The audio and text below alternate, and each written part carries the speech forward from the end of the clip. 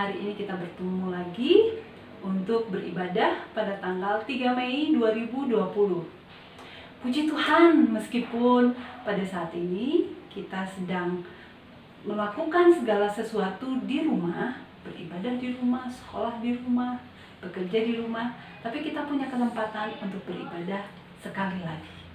Nah, hari ini kita akan mulai ibadah kita dan kita akan buka dengan foto. Kita berhimpun dan bersekutu di sini di dalam nama Allah Bapa dan di dalam nama anaknya Yesus Kristus dan di dalam persekutuan dengan Roh Kudus. Pertolongan kita adalah di dalam nama Allah pencipta langit dan bumi.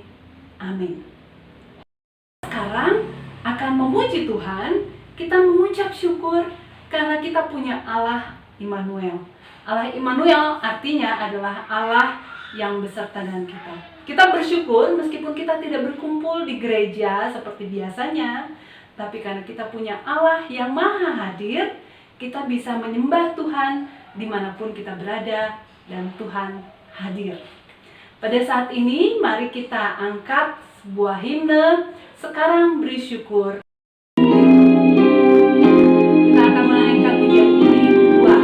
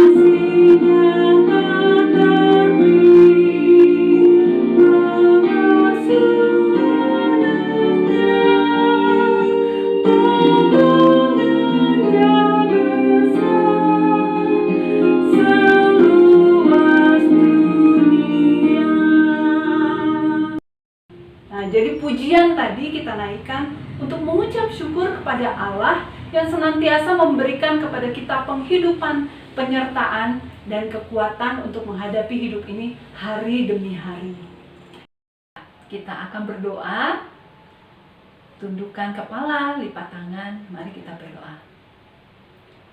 Tuhan Yesus, kami mengucap syukur jika hari ini kami boleh kembali beribadah di hadapan Tuhan. Tuhan, kiranya Tuhan Yesus yang boleh menolong kami untuk bisa konsentrasi, fokus mengikuti ibadah saat ini. Meskipun kami tidak berkumpul di gereja seperti biasanya, tetapi Tuhan Yesus tetap hadir berada di tengah-tengah kami semua. Tuhan Yesus, kami menyerahkan ibadah ini dalam tangan Tuhan. Kiranya Tuhan yang tolong supaya kami bisa mengatasi ketidakmampuan kami untuk tetap fokus, untuk tetap tinggal tenang di hadapan Tuhan. Dan biarlah Tuhan Yesus sendiri yang boleh berkata-kata melalui ibadah ini. Terima kasih ya Tuhan, pakailah segala hal yang pada saat ini digunakan untuk memuliakan nama Tuhan. Di dalam nama Tuhan Yesus Kristus, kami menyerahkan ibadah ini. Amin. Sebelum kita nanti akan mendengarkan firman, kakak mau mengingatkan dulu. Minggu lalu, kalian sudah mengikuti ibadah belum? Nah, ada ayat hafalannya kan? Masih ingat nggak? Coba, kalau yang belum ingat, kita buka dulu sama-sama dari Alkitab ya. Kita ambil Alkitab kita, Kita buka Matius 6 ayat 33 sampai 34 ya. Matius 6 ayat 33 sampai 34. Ada yang sudah hafal? Kalau yang sudah hafal, tidak perlu lihat lagi Alkitabnya ya. Jadi tinggal disebutkan saja. Yuk, kita baca bersama-sama. Kakak sudah hafal, jadi tinggal menyebutkan.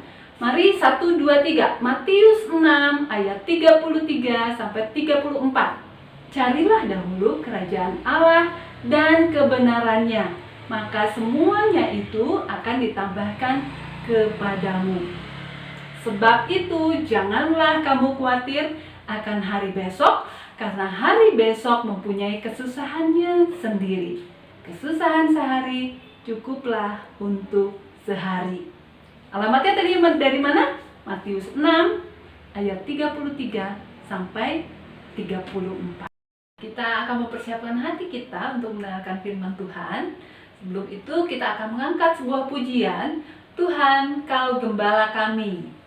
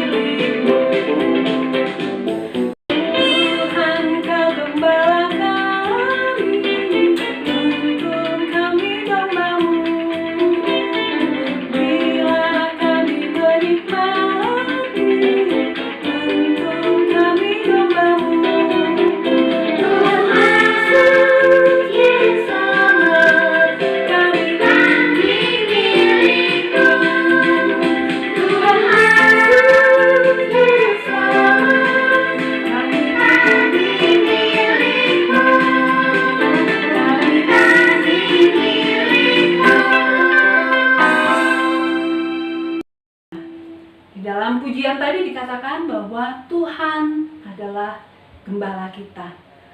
Sebelum kita mendengarkan firman Tuhan, mari kita berdoa. Tuhan Yesus, saat ini kami akan mendengarkan firman Tuhan. Kami mohon ampun atas segala dosa dan kesalahan kami. Kiranya Tuhan mengampuni kami dan tidak menjadikan itu sebagai penghalang, supaya kami bisa mendengarkan hikmat dari Tuhan. Terima kasih Bapa, pimpin pemberitaan Tuhan, pemberitaan firman Tuhan pada saat ini. Di dalam nama Tuhan Yesus Kristus, kami sudah berdoa. Amin. Ya, adik-adik, kita sekarang ambil Alkitabnya dan kita akan membaca firman Tuhan dari Lukas 15 ayat 1 sampai 7.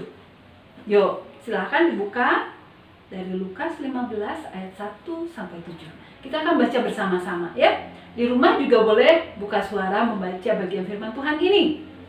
Perumpamaan tentang domba yang hilang.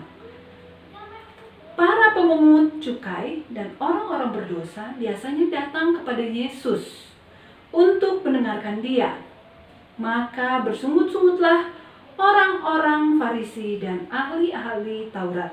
Katanya, Ia menerima orang-orang berdosa dan makan bersama-sama dengan mereka. Lalu Ia mengatakan perumpamaan ini kepada mereka. Siapakah di antara kamu yang mempunyai 100 ekor domba, dan jikalau ia kehilangan seekor di antaranya, tidak meninggalkan yang 99 ekor di padang gurun, dan pergi mencari yang sesat itu sampai ia menemukannya. Dan kalau ia telah menemukannya, ia meletakkannya di atas bahunya dengan gembira. Dan setibanya di rumah, ia memanggil sahabat-sahabat dan tetangga-tetangganya serta berkata kepada mereka, "Bersukacitalah bersama-sama dengan aku, sebab dombaku yang hilang itu telah kutemukan." Aku berkata kepadamu, demikian juga akan ada sukacita di sorga karena satu orang berdosa yang bertobat, lebih daripada sukacita karena 99 orang benar yang tidak memerlukan pertobatan. Demikian pembacaan firman Tuhan dari Lukas 15 ayat 1 sampai 7. Yang menarik di dalam bagian firman Tuhan ini, di bagian pertama, di sana dituliskan bahwa para pemungut cukai dan orang-orang berdosa biasanya datang kepada Yesus untuk mendengarkan Dia. Jadi dikatakan dalam firman Tuhan ini, yang sering mendengarkan Tuhan Yesus ketika Tuhan Yesus mengajar atau berkata-kata adalah siapa? Pemungut cukai dan orang-orang berdosa. Siapakah pemungut cukai itu? Pemungut cukai itu adalah sama-sama orang Yahudi, tetapi mereka menjadi bagian dari pemerintahan Romawi untuk mengambil pajak atau mengambil uang dari orang-orang Yahudi. Dan terkadang mereka mengambil pajak lebih besar dari yang seharusnya. Nah, para pemungut cukai ini biasanya tidak disukai oleh orang-orang Yahudi pada saat itu. Mengapa?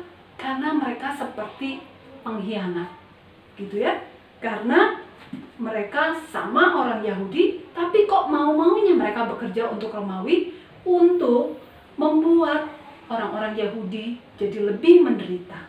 Karena diambil uangnya lebih banyak, gitu ya. Nah, sementara selain pemungut cukai, dikatakan juga di bagian itu ada orang-orang berdosa yang biasanya mendengarkan Tuhan Yesus. Orang-orang berdosa itu siapa? Banyak. Bahkan di bagian Alkitab atau di bagian cerita yang lain dikatakan di sana ada perempuan yang sering berbuat dosa, ya. Ada juga orang-orang yang lain yang melakukan hal-hal yang tidak berkenan, ya. Tetapi justru orang-orang yang sering baca kitab suci, orang-orang yang sering mengingat, menghafal ayat-ayat dalam firman Tuhan, mereka tidak mau mendengarkan Tuhan Yesus. Mereka itu siapa? Mereka itu adalah orang-orang Farisi dan ahli-ahli Taurat. Adik-adik mungkin pernah belajar ya di pelajaran-pelajaran sekolah minggu sebelumnya, siapa itu orang-orang Farisi? Orang-orang Farisi itu orang-orang yang sering atau pekerjaannya adalah mempelajari kitab suci. Ya, mereka adalah guru-guru yang mengajarkan tentang kitab suci. Demikian juga dengan ahli Taurat. Ahli Taurat itu adalah orang-orang yang sangat hafal kitab suci dan mereka yang menyalin kitab suci, tidak ada tambahan, tidak ada kesalahan sedikit pun. Nah, jadi mereka adalah orang-orang yang sebetulnya tahu firman Tuhan. Mereka tahu Taurat, tapi mereka tidak mau mendengarkan Tuhan Yesus. Nah, malah mereka bersungut-sungut dan mengatakan atau mencibir karena Tuhan Yesus pada saat itu berkumpul dengan orang-orang berdosa. Mendengar hal itu, apa yang dikatakan oleh Tuhan Yesus? Tuhan Yesus menyampaikan perumpamaan tentang domba yang hilang ini. Tuhan Yesus mengatakan bahwa siapa yang di antara kamu kalau satu ekor domba hilang, ya, kamu akan diam saja? Tentu tidak ada yang diam saja. Pasti akan mencari domba yang hilang itu sampai bertemu. Dan ketika domba itu ditemukan, dia pasti akan merasa sangat sukacita. Bahkan bukan hanya sukacita dinikmati sendiri saja, tapi bahkan di dalam perumpamaan ini dikatakan bahwa Tuhan Yesus mengatakan bahwa dia pulang ke rumahnya, memanggil sahabat-sahabatnya, dan mengundang tetangga-tetangganya. Untuk apa? Untuk bersukacita bersama-sama. Nah, satu domba yang hilang saja dicari oleh seorang gembala. Apalagi kita yang berharga di mata Tuhan, yang dikasihi oleh Tuhan. Nah, adik-adik, beruntunglah kita. Kita memiliki Tuhan yang mengasihi kita dan mencari kita. Jadi, yang mencari Tuhan itu bukan manusia. Kita nggak bisa mencari Tuhan. Kenapa? Karena kita sudah kehilangan kemuliaan Allah. Kita tidak tahu kebenaran. Kita sudah tidak tahu lagi bagaimana caranya lagi menjangkau Tuhan yang begitu luar biasa dan maha besar. Kemampuan kita sangat terbatas. Nah, tapi kita punya Allah yang luar biasa. Allah kita, pencipta langit dan bumi, tapi Dia bersedia untuk turun ke bumi ini di dalam Yesus Kristus. Untuk apa? Untuk menolong kita, untuk menyelamatkan kita, memberikan keselamatan kepada kita. Kakak dan adik-adik, kita adalah orang berdosa. Tapi kita bersyukur, kita mengenal kebenaran, karena Tuhan sendiri yang memberikan kebenaran itu. Karena Tuhan sendiri yang datang, mencari kita, menjemput kita. Nah, tapi jika kita meresponnya dengan salah, jika kita tidak mau mendengarkan panggilan Tuhan, jika kita tidak mau datang kepada Tuhan, kita mungkin tidak bisa diselamatkan. Ya, sama seperti domba tadi. Domba yang hilang dicari oleh gembala. Gembala yang baik pasti dia akan mencari kemanapun domba itu pergi. Ya, baik itu dombanya sedang jalan-jalan mungkin di pinggir sungai, atau mungkin dombanya sedang berjalan lalu dia tergelincir di tepi tebing. Meskipun tebing itu curam, seorang gembala yang baik pasti akan berusaha bagaimana caranya menjangkau domba itu dan menyelamatkannya. Nah, kita juga seperti itu. Kita ini ibarat domba, tidak tahu jalan pulang kemana, tidak tahu bagaimana caranya kita kembali. Karena Tuhan tahu bahwa kita tidak mampu, maka Tuhan berinisiatif untuk mencari kita. Itulah perbedaannya orang-orang Kristen dengan yang lain.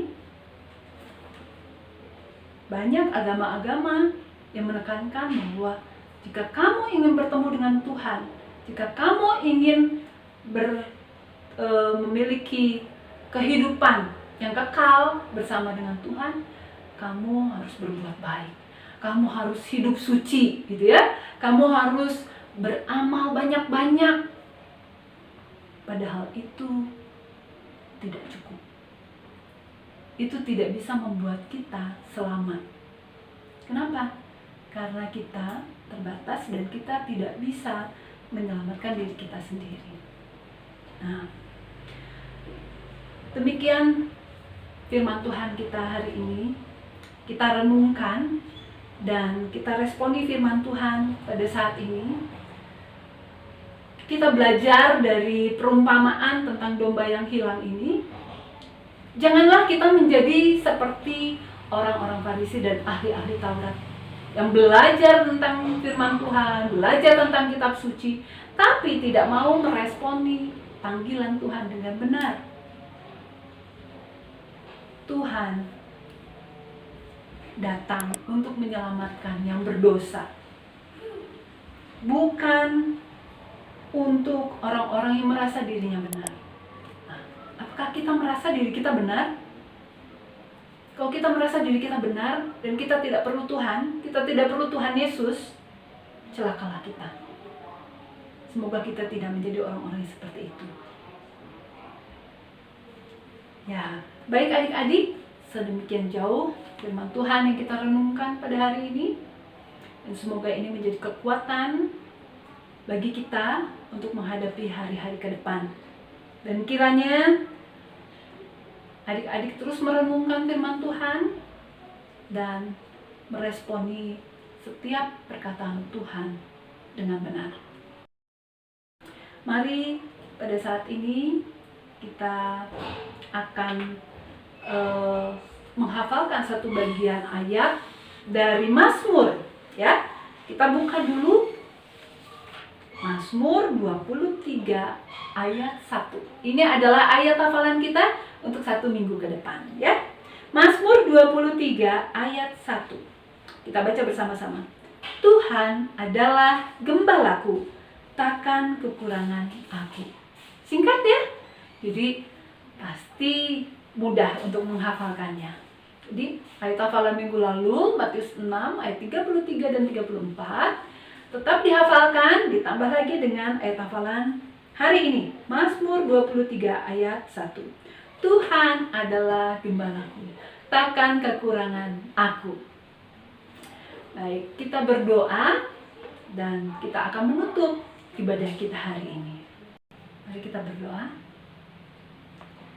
Tuhan, terima kasih untuk firman yang boleh kami dengar pada hari ini. Perumpamaan tentang domba yang hilang sehingga kami mengerti bahwa kami boleh diselamatkan.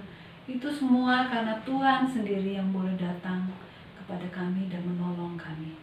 Terima kasih Tuhan atas kebaikan-Mu dan kasih yang begitu besar. Kau telah menunjukkan kasih-Mu bahkan ketika kami masih di dalam dosa. Tuhan Yesus, pada saat ini kami mengakhiri ibadah kami. Kiranya apa yang kami lakukan berkenan di hadapan Tuhan.